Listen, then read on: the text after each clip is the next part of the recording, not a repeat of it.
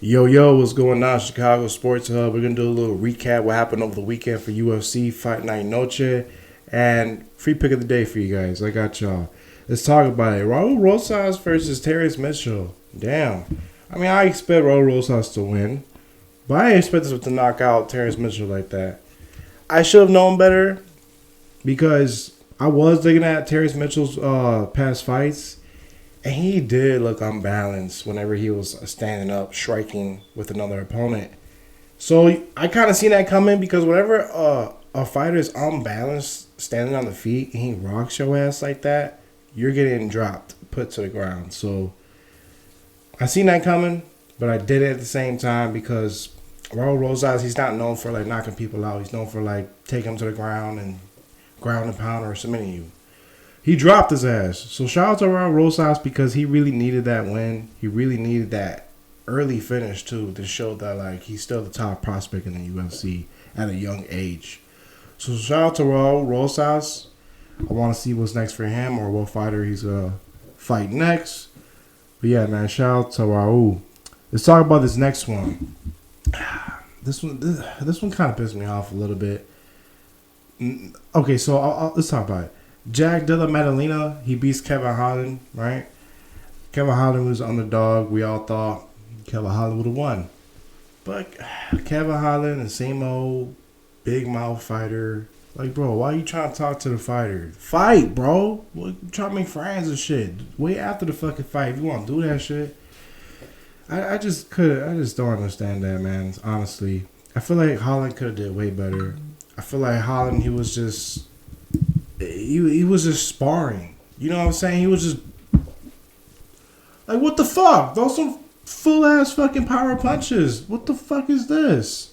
I don't know. I think something was wrong with Kevin Holland. Maybe he injured himself. Maybe broke his hand again. I don't know. But Jack, on the other hand, he was controlling the damn fight. He was controlling the damn octagon. He was walking down, applying pressure, moving forward on Kevin Holland, landing body shots, a lot of body shots.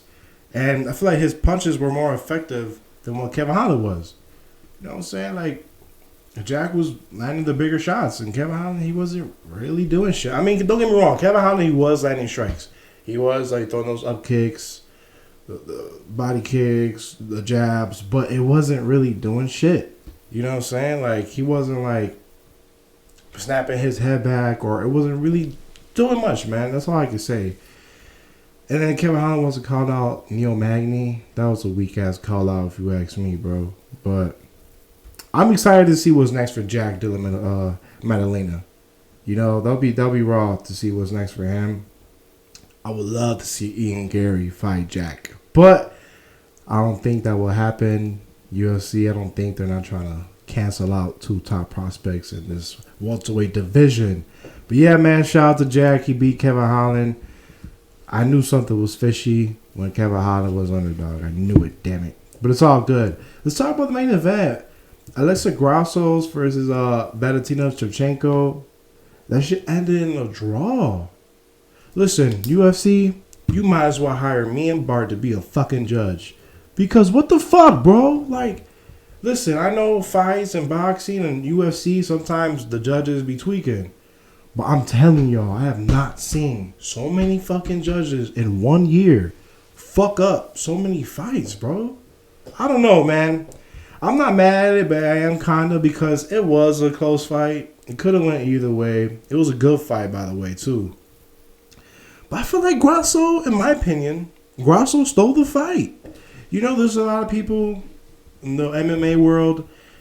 It's balanced. You know, there's a lot of people saying Alexa Grasso won, a lot of people saying Shevchenko won.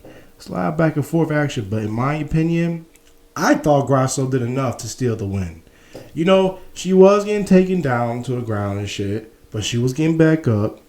She was getting put in some tight ass submissions. She got out of it, and she dropped Valentina. She landed some big shots, and I feel like her jabs were more, you know, had more pop, had more power to what Valentina was throwing. Don't get me wrong, Valentina, she was landing some jabs, she was landing some body kicks, but I feel like Grasso was doing more damage a little bit.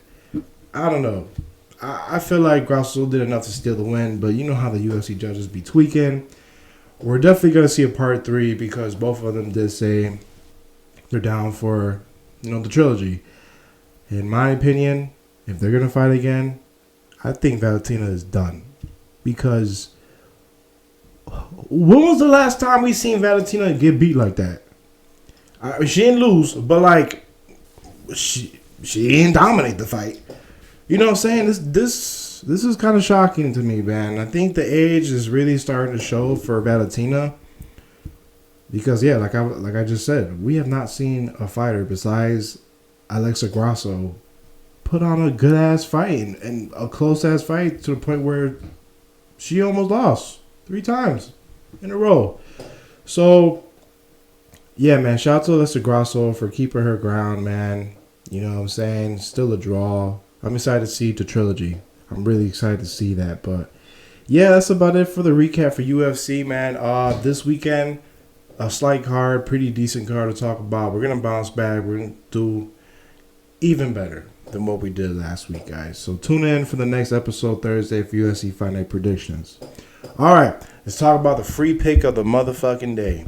September 18th, we got Monday Night Football. The Saints versus the Panthers. They're at Carolina. Listen, I'm taking Juwan Johnson receiving yards over 24.5. Derek Carr, he likes throwing his tight ends. And I know the Saints, they got multiple weapons on the offense. They have multiple weapons on the offense side of the ball.